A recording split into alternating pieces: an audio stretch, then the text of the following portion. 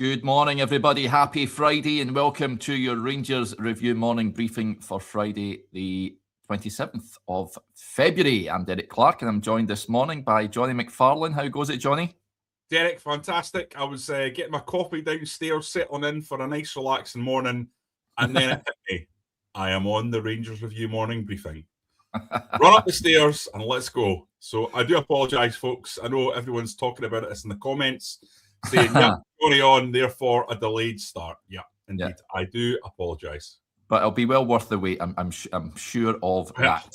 Of course, big game coming up on Sunday. It's press conference day today as well, folks. Now, it's been slightly delayed. We did say yesterday that Daniel was due to speak to Joshua, who's in attendance, and the assembled media at 20 to 10. Rangers have pushed that back a little bit, so he's now due to speak at 10 past 10. So keep your eyes peeled on social media as soon as we come off this video, and you'll get all the big headlines from that afterwards. And of course, we'll pop up the press conference from both Daniel and whatever player is popped up later on. The player, incidentally, folks, embargoed into noon on Saturday. You'll be able to see what whoever. Let's play a game, Jonny. Who's going to be put up, do you think, for the press, player-wise? I think it'll be Tavernier. Normally it's Tab ahead of the Old Firm game. Yeah, normally Tab. I will say, who am I going to say? I'm going to go with Yusuf Chermiti. There you go. Not impossible. It's not impossible. Well, he adorns the matchday programme on Sunday. So, yeah, he's had an interview with the Rangers media team. So, if you pick up your programme on Sunday, you'll see a big interview with Yusuf. Now, before we crack on, folks, a quick word for our podcast sponsors, Willows Fencing, the Glasgow-based fencing company you can trust and proud partners of the Rangers Review. If you need a new fence, these are the guys to call. They've got over 20 years experience in the fencing trade. No job is too big or too small. They offer free consultations and 10% off with the code Rangers Review over on their website, which is willows-fencing.com. The all-important links are in the description below this video. Right, where shall we start? Well, of course, it's a huge game on Sunday, Jonny.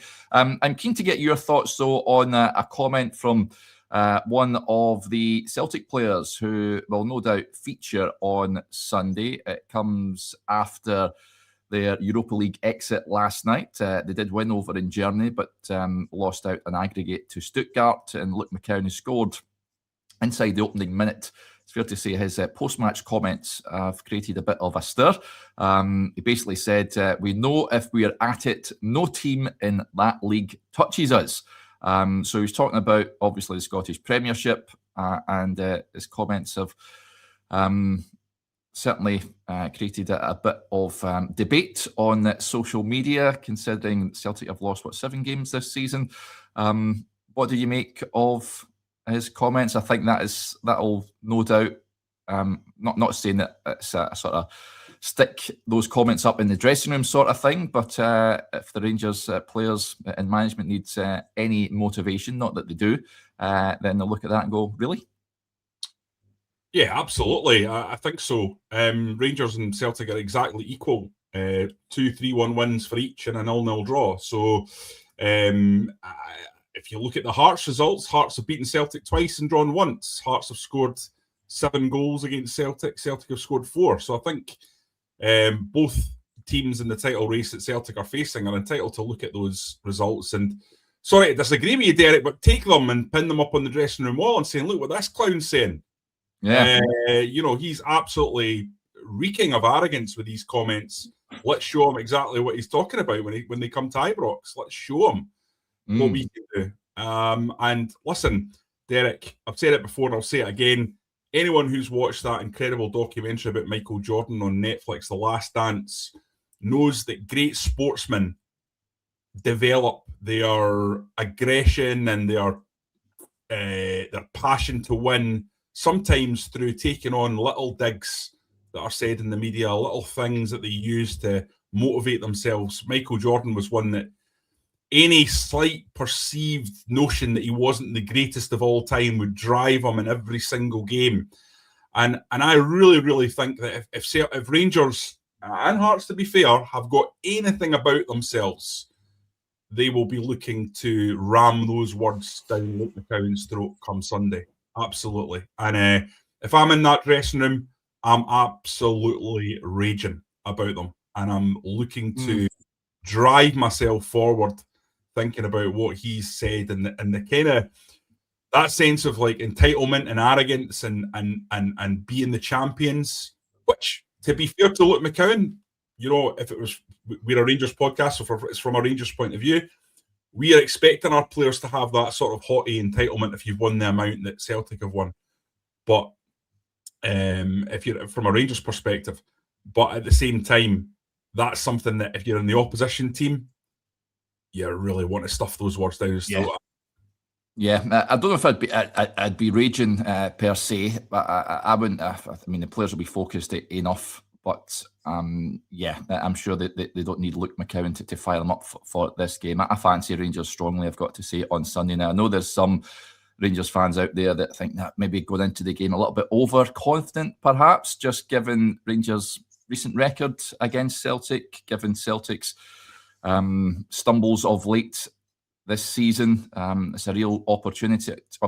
I know when I was on with Blair and I think Stevie earlier on in the week, Jonny, they said that victory, well, certainly Stevie said victory over Celtic would put them out of the title race. I'm not so sure that would. I think there's too many big games to come, and points will be dropped by all of the top teams. I'm absolutely certain of that. But I think it's crucial that Rangers win this one. Jamie McCarlin gets in touch and he says it's a must-win Sunday. A draw would feel like a defeat to me, and a draw too many. Rangers have to win it, Jonny, don't they? Look, I don't think they have to win it. I don't think it's at all inconceivable that Hearts will be under so much pressure going into the last 5 games. They could drop quite a few points. I think it's difficult for people in Glasgow. And remember, I'm an Edinburgh boy. It's difficult for people in Glasgow to kind of comprehend how big this is in Edinburgh. Hearts haven't been near this for 40 years, Derek. Yep. The level of pressure and stress and demand and expectation all melding together in that city is going to make it a powder keg over the next 3 months. Absolutely. Yep. Now, Derek McInnes, very impressive manager, knows the scene inside out, absolutely has been through almost everything there's been to go through in Scottish football. He's never quite been through something like this, you know. Aberdeen came close, but it wasn't quite as close as this. They fell away, don't they? When Rangers weren't in the league, they sort of... They fell away in sort of March, April, and no one really ever believed they were going to win the league from that Celtic team, even though it was a very poor Celtic team. But I would not rule out Hearts succumbing to some serious pressure. I also think if Celtic were to lose, which I agree with you, Derek, I think Rangers are going to win on Sunday. I wouldn't be counting them out because they've still got a lot of games to play, a lot of games against Hearts and Rangers to go. And Motherwell are a major factor in this title race. I know. If Celtic are to lose or Rangers are to lose on Sunday, they're at a real disadvantage. A real disadvantage. There's no doubt about that, Derek. It would be unlikely. But I'm just not sure, given the way this season has gone, given the peaks and the troughs, a roller coaster ride of it, that you can truly rule anyone out at that point. I think there's still a lot of football to be played. But listen, important thing, if Rangers get their act together, if they get the mentality right, I don't think the Celtic team has enough to stop them. Don't be fooled by that result in Stuttgart last night. I didn't watch the game, but you know, from what I've heard, from what I've read about the game, you know, the game's already over. Stuttgart are looking to manage it. I watched the first leg. I thought they were pretty poor. Celtic are not in any way a strong Celtic side by any definition of what they've been over the last decade or so. Yeah. So this is an amazing opportunity for Rangers. A key moment, I would say, in the history of the takeover. and they have to go out there and make it happen now on Sunday. And I think they will, Derek. I think if they can play that 4-2-2-2 Brazilian system with the two big guys up top, I think Celtic will really struggle with that. They'll really struggle with that. But time will tell. They've got to actually do it on the pitch. Yeah. Darren gets in touch. He says, Derek saying we're going to win gives me the fear. So there you go. We're both agreed. It very rarely happens. But that's what I'm saying. I don't think it's an overconfidence. Listen, Martin O'Neill is a wily old character in football.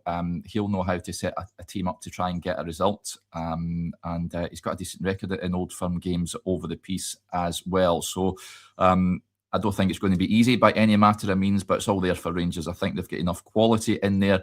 They just need to make sure they take their opportunities when they arise and make sure they don't give away easy goals like we've seen at Hearts, of course, recently at Ibrox.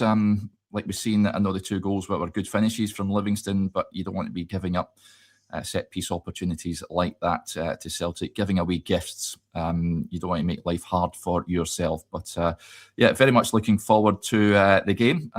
Look, Multiple Man 78 gets in touch. Jonny says, as a Rangers Hibs boy, this is a nightmare for Jonny. This Hibs thing, mate, it's going to stalk me until the day I die, isn't it? Got a 10-man Hibby salute at my funeral. Yeah. Yeah. If we win on Sunday, play Sunshine on Leaf. I think I'd be happy with that. Just talking about Hearts there, Jonny. Of course, they're heading away to Dubai on Monday for a mid-season training camp. So what do you make of that? Heading away for a sunny training. Do you think that could be a good thing? Would you like to see Rangers do something similar, perhaps? Up to them. I mean, what do managers always say? Oh, it's good to get a bit of warm weather, a bit of sun on your back, when you're training, and gives you that wee boost, all that vitamin D. It certainly won't get that here in Scotland, I don't think. Although, Derek, to be fair, I'm looking at my window and there's spring is here. Yeah, spring is arriving.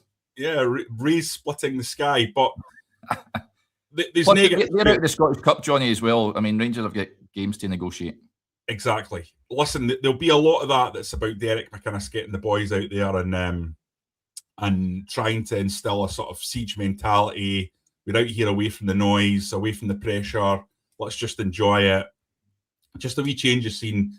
But, it's a long way to go, Derek, Dubai. I don't know how long I've never actually been. It's not somewhere that interests me, I have to be honest. Never been myself.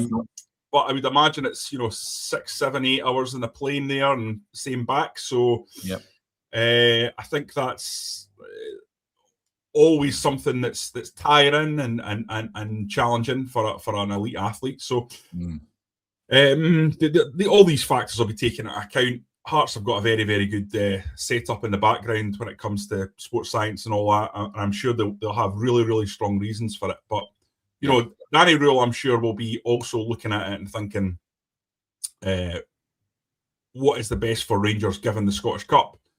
Given the challenges that are ahead, and maybe he just feels that it's best to stick around here in Scotland.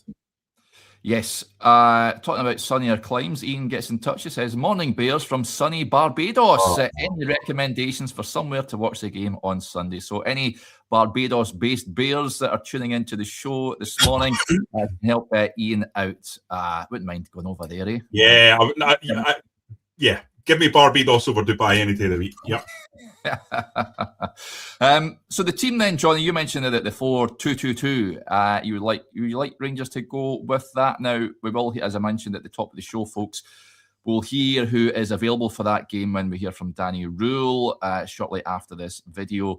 I think I would like Dujon Sterling to be fit for that one.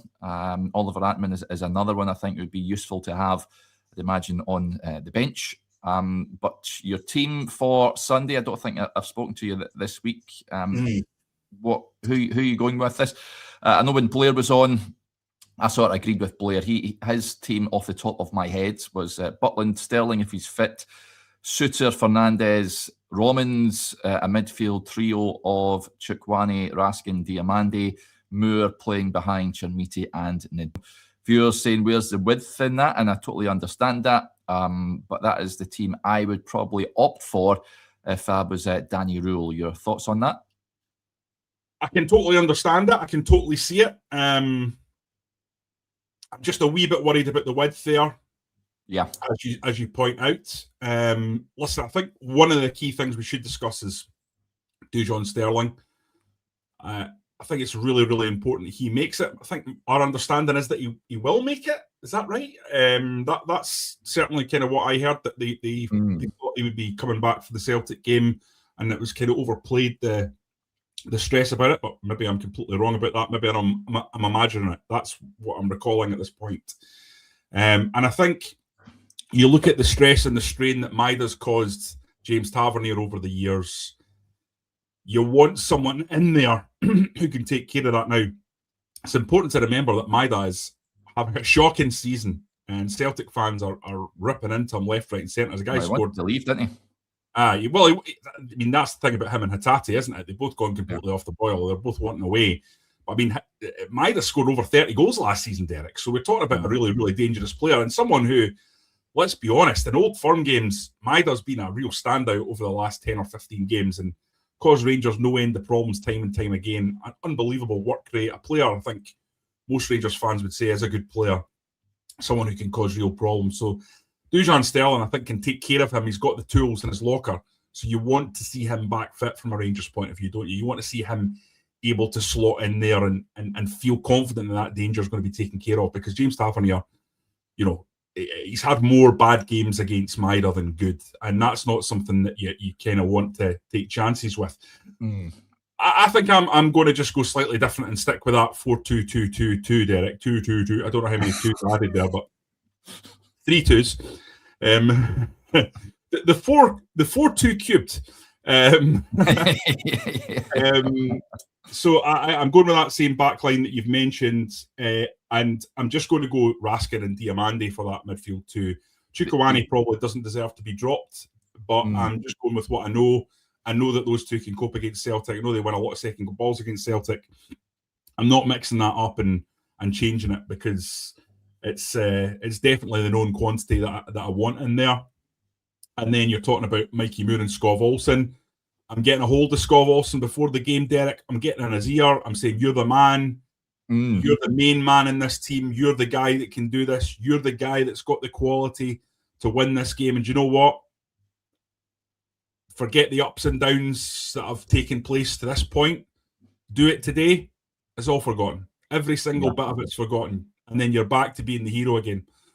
You know, you look at Chermiti, and I would point across the dressing room and point and say, look at that big Haddy. Nobody talks about the nobody talks about the games where he doesn't perform.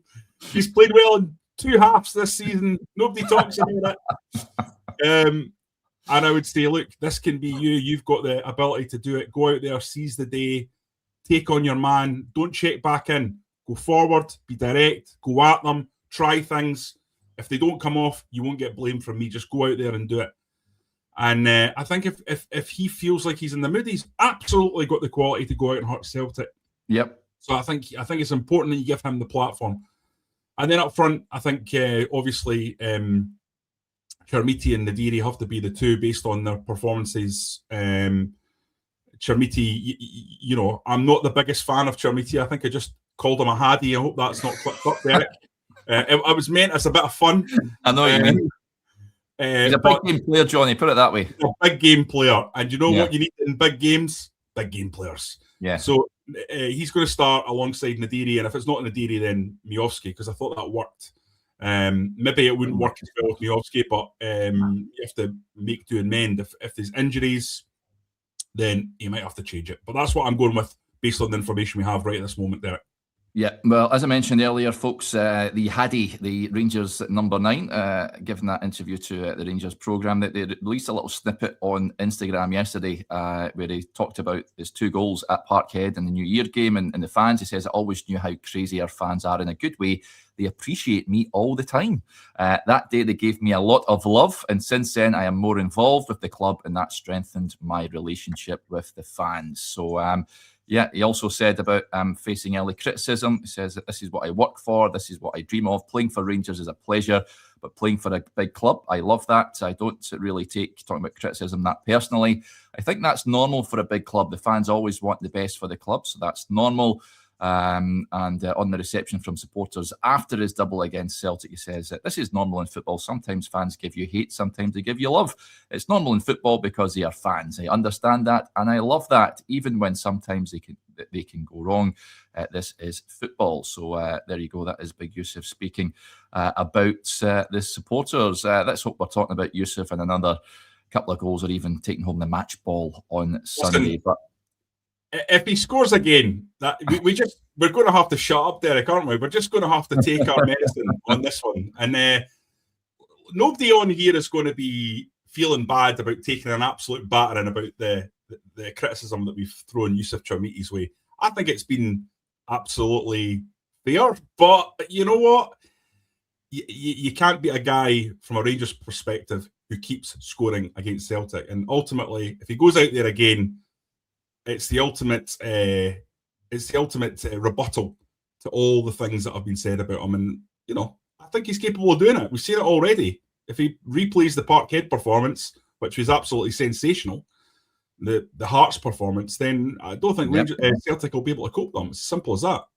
But yeah, he has to play as a two, and it has to be Nadiri up alongside him. I think we've seen it the weekend. It doesn't work well when he just leads the line on his own. So the two big lads up top, please, on Sunday. I think they can do a bit of damage. Of course, no Austin Trusty for them. Celtic's appeal over his red card was thrown out. So I know Martin O'Neill not best pleased at that. So it will be interesting to see who they stick in the back line. But I'm excited about seeing the two lads up top. There's a comment came in, someone a bit apprehensive about Jedi Gassama possibly starting. He doesn't start for me, Jonny. I think, again, we've seen against Livingston at the weekend. I forgot he was playing, to be honest, until halfway through the first half, where he got the ball and made a run forward, but he's not a starter. Again, I want to see him coming off the bench. Like we've seen at Hearts, of course, when he set up that Chermiti goal. That is when he's at his best for me, for Rangers, when there is tired legs on the park, there is space in behind. Chuck him on and stretch the game. Absolutely. That's what he's shown to be absolutely terrific at. And Derek, he's such a talented player. He's got that ability to isolate 1v1 and kill people stone dead, taking on a full back and going past them with ease. He's absolutely got that. But he's also got the quality or the problem that he kind of tends to have this trapdoor that he falls down for games when the going gets tough. And that's not great at Rangers. That's not something you tend to get away with. So, yep. It's important to remember he's still a young player. He's in his first season in Scotland. He's getting used to Rangers. I think he's been a success. There's no doubt about that, Derek. He's a good signing. For the money paid, they'll make a lot of money on him. Put it that way. Definitely. So you need to put that context in there. But I'm not starting him against Celtic. I'm using him off the bench where he's a massive, massive weapon. And if that pep talk that I talked about giving Skov Olsen doesn't pay off, if it doesn't work, then you know you've got Gassama there can drop in and offer you something different on the 60, 65, 70-minute mark. Yeah, lots of comments coming in. I'll get to a few of them. Just on Dubai, bit of a weird story, but anyway, Lee McLeish gets in touch. He says, I was in the same hotel as them the COVID season in Dubai, the infamous Dubai trip.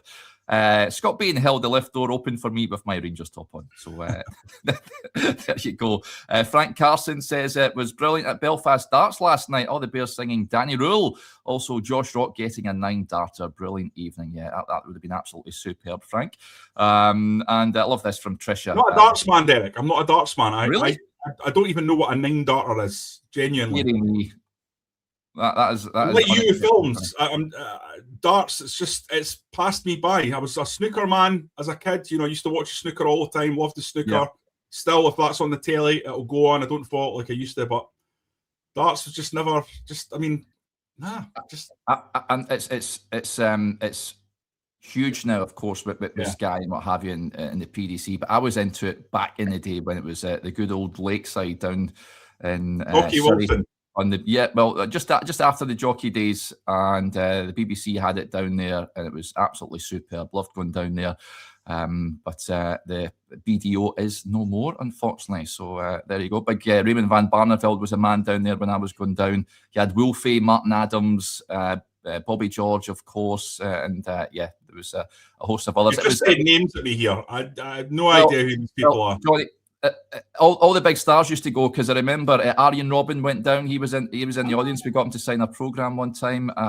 Who else was down there? Johnny Vegas was down. I got a picture with him. Sean Locke, the comedian who's sadly passed, he was down there. So all the big names used to go down there. But back in the day, big Martin Fitzmaurice was the MC, and it was terrific. But we do digress. You may be getting off the subject here. Yes, yeah. just slightly. But I love this from Tricia. Just talking about your spiel earlier, Johnny. She says, Johnny, get yourself in that dressing room on Sunday. So there you go. And a point here. A lot of football manager, Tricia. A lot of football manager where I've been sitting talking to myself, and my parents going past, and the early naughties going, what's he doing in there? CGM55, just another tennis player, Ted Hankey. Yeah, unfortunately had a he was in jail, wasn't he? But the Count, he was known as, he was a good player in his day. But there you go. There's a point that came in from Day in the Life. I want to get your thoughts on this. Just what I said earlier with my team, and I would play Mikey Moore in that sort of hole in the number 10 position for me. I know when Blair was on, he doesn't want to see him out wide. And I get that as well. Do you see him just playing in that role just behind the strikers? That's where Rangers get the best out of him, Johnny? I mean, in your formation, he's a 10. In my formation, he's one of 2 10s. It's the same thing, isn't it? He can go out to in and in to out, and you've got a lot of freedom in these 2 positions that we've outlined. So, listen, Mikey Moore, for me, such a talented player. You get more out of him in the middle than you do out wide. And I think that's going to become his position as time goes on.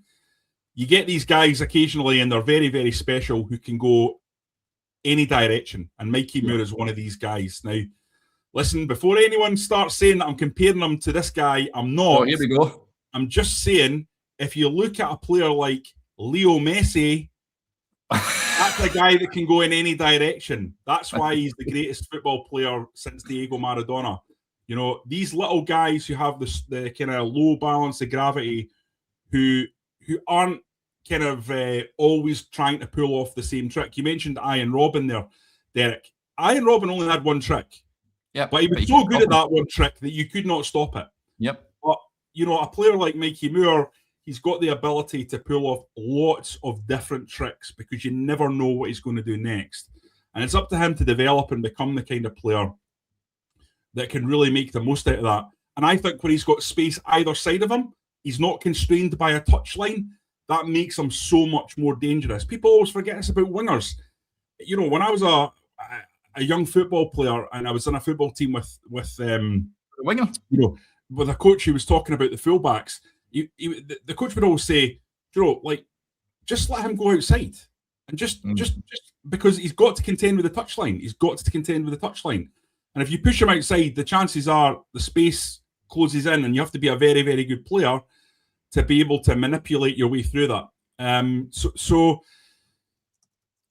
ultimately, Derek, I think Mikey Moore is going to find himself in that position as time goes on. The football changes, obviously, all the time, but for the time being, he's got the skill set to make a massive impression in there, and that's where I would like to see him. Yeah, J-Boy can't believe you're young ones, Johnny. A long time ago, Derek. A long time ago. What do you bet? There's a point. First of all, James he's a regular viewer of the show, but he says 6. I've missed it the whole show. Shame on you, James, but good to have you tuning in anyway at this stage. Mikey Moore, would you be all over that if you could bring him back to Ibrox next season? Do you think that's a possibility, Johnny? Obviously, but I mean, what chances are there going to be able to make Mikey Moore permanent? What chances are there?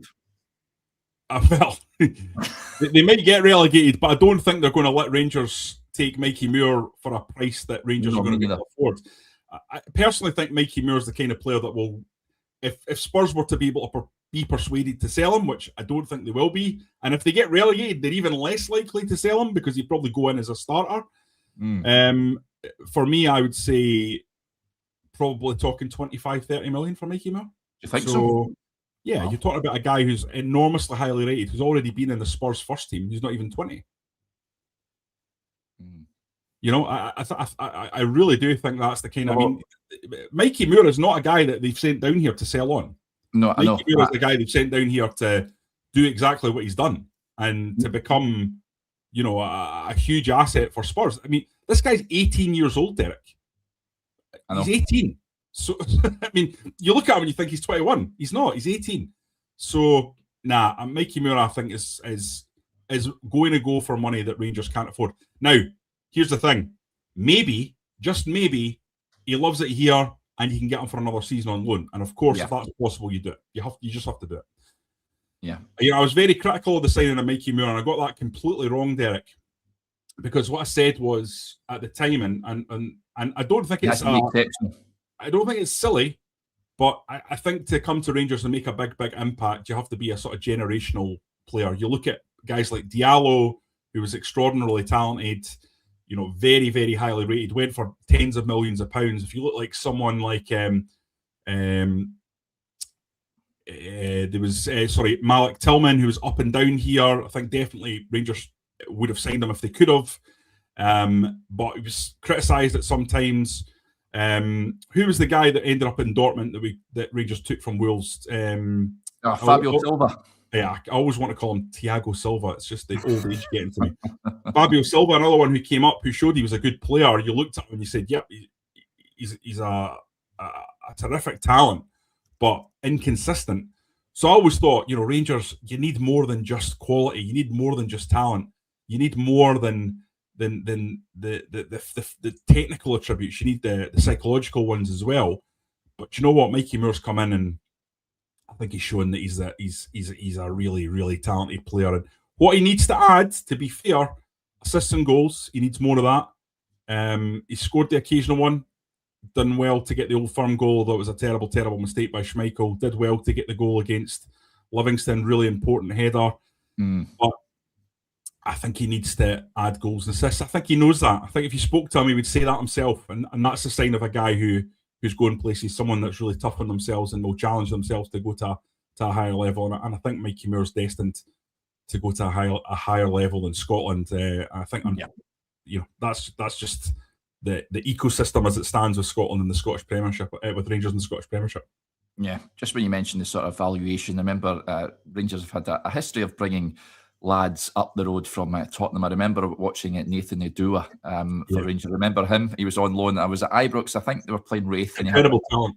He had a sort of Paul Gascoigne-esque run. And I said to my dad, what's that? It was against Wraith. Yeah, and I said to my dad here, this boy will go for about 30, 40 million. And well, how wrong I was. I don't even think he's playing football anymore, Nathan Edua. But so much talent, that kid. Yeah, real shame. Like Alloa.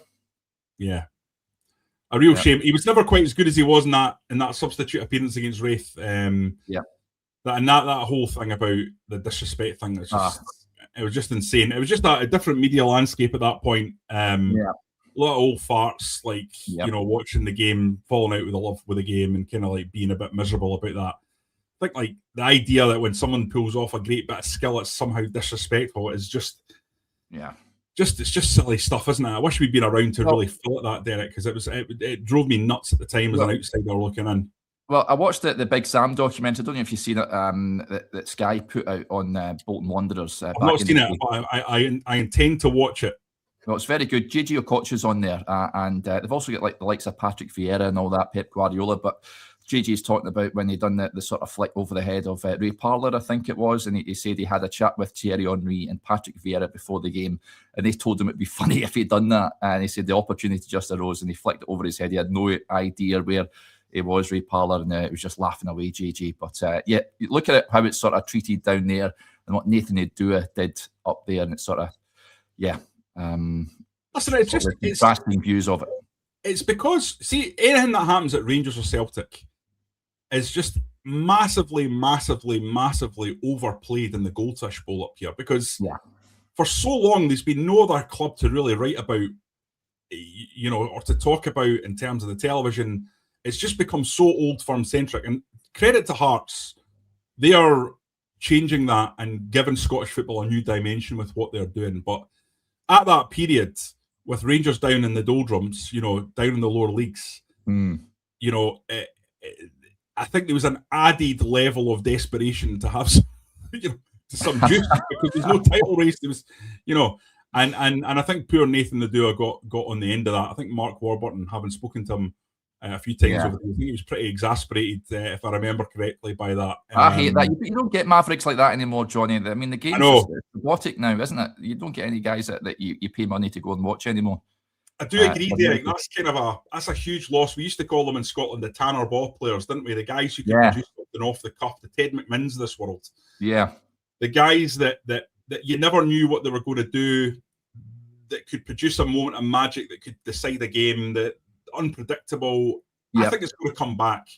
This whole era of very highly specifically coached formations and players knowing where they need to be at every given moment, the sort of Guardiola method, I think it's fallen away now.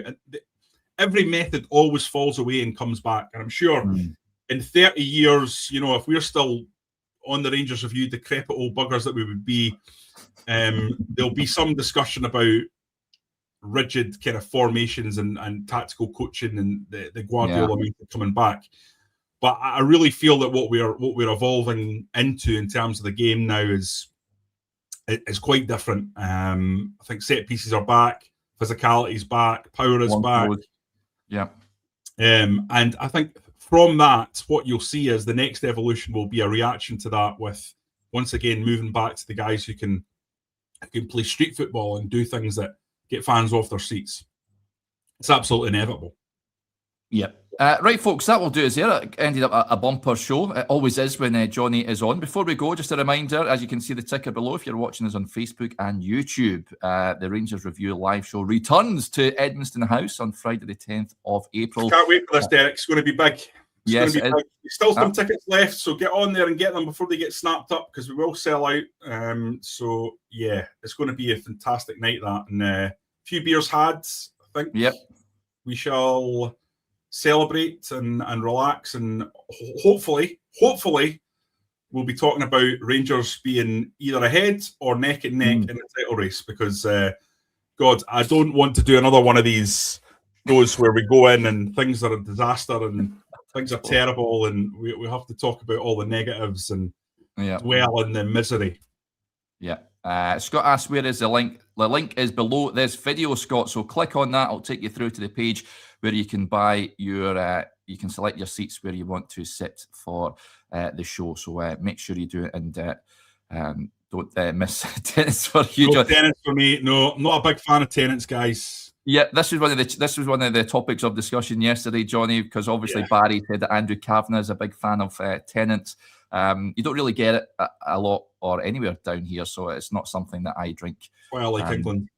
Yeah, so I'm more of a juicy sort of tea. No, thank you. I don't think there's anything juicy about it. I'm not a tenants guy at all. I don't like flavourless lager, bland flavourless lager. I just, give me something that's got a bit more kick to it. Thank you. You like your IPAs, don't you? I'm more of a sort of pretentious IPA guy. I kind of like my grapefruit IPAs and all that nonsense. People are perennially slagging me for my choices of beer, but I don't stick to one pint. I'll go into a pub and say, what's interesting here, and I'll try different things. But if I had to pick one, I'm a German beer guy. Weihenstephan, Erdinger, Schneider Weiss, all the kind of the kind of German Weiss beers and the German kind of lagers. That's what I'm into.